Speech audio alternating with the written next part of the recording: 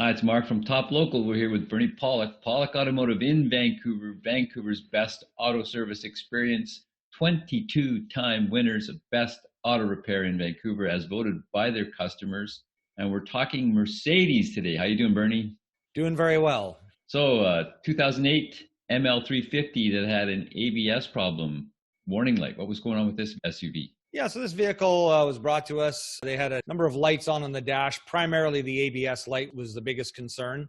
He'd actually taken to another shop to have it scanned and diagnosed and repaired, but well, we can talk about this one later, but to make a long story short, it was at our shop to be looked at. So we scanned the vehicle and found some interesting stuff. So was there any other diagnosis that you had to do after scanning it?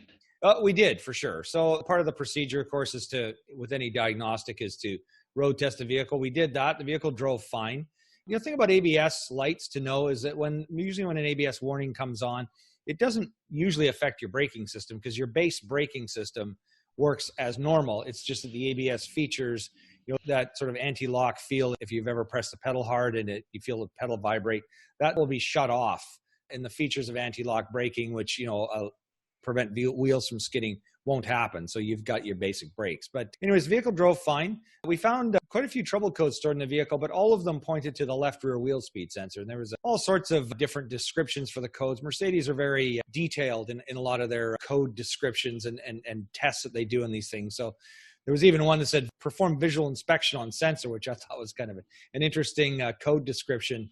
So clearly we knew where the area of the problem was. And so our next step of our test, and unfortunately I have a video I really wanted to show. Maybe we'll be able to put it in with the final podcast, but it's not here available today. But we were able to look at each wheel speed sensor when we drive the car and compare how each sensor is operating. So the interesting thing I noticed right away, so it has, each wheel speed sensor, and you would expect as you're driving down the road to have a reading of you're going like 5 kilometers an hour or 5 miles an hour, however it is. And they should all be relatively the same. Well, the interesting thing was, as I went to that screen with the vehicle sitting in park and the engine running, you could see the left rear wheel speed sensor every wheel speed sensor said 0.7 of mile per hour. For some reason, I guess that's the default number when you're not moving.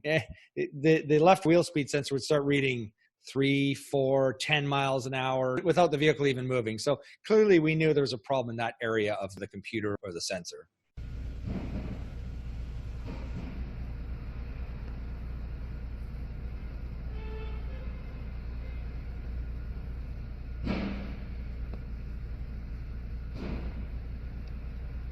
So you've found the bad sensor. Do you just change the sensor, or are there any more tests that you do after that? No, there's always different ways to deal with diagnostics. I'm going to actually go to a screen share here. We'll just look at a few pictures while we're talking here. There's the vehicle, '08 gasoline-powered pictures. There's a new and old wheel speed sensor. You can tell it's the old one because there's a bit of rust and corrosion, which we frequently find. And wheel speed sensors can often be problematic to remove because they rust and corrode in place. Fortunately, this one was not too difficult to remove. And this is the actual speed sensor located, bolted up in the wheel hub in the rear. There's the wire. So no, we don't just change the sensor. I mean, sometimes depending on what tests need to be done, and depending on the price of the part, sometimes we'll make the decision with the client, let's change that piece first. In the case of this, we were able to do some testing on the wiring, resistance tests, and wiggle testing the wiring, and found that when we would actually be under the vehicle, looking at the scan tool, wiggling the wire, you could see the numbers jump around back and forth and normal, and resistance test found the sensor was defective. So there are other things that could have been.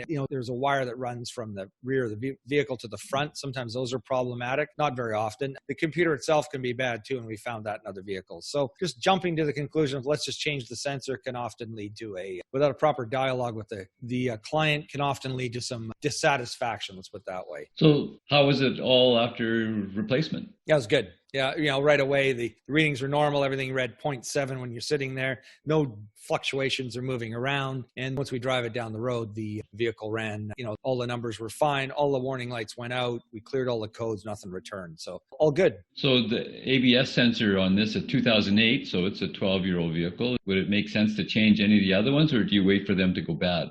we wait for those to go bad. So I think with wheel speed sensors, they're usually replace as needed type of thing. They do tend to fail kind of in their own. It isn't like if one fails, the rest of them are going to fail shortly after. And there's really no, other than diagnostically, there's really no advantage to changing the other ones because it's all a separate labor item to replace. It's on a different corner of the car. So there's no labor savings in doing them. And I've found in the past that if you change one, sometimes you won't have a problem for a long time with the others. Good question, though. So this is a gasoline-powered ML350. How's it for reliability, especially compared to the diesels, which we know have a little bit of issues? Yeah, if you want to know about the diesels, of course, we have many podcasts. I don't know how many, but there's got to be 10 or 20 on diesel Mercedes, maybe even more. We do a lot of them. There are a lot of issues with the diesel engines, which don't happen with the gasoline engine. So, the rest of the vehicle, like these ABS sensors, are the kind of issue that'll happen on a gas or diesel. Suspension issues happen as well. But I'd say overall, the gasoline, vehicle is definitely more reliable than the diesel with less expensive problems going wrong. So, of course, your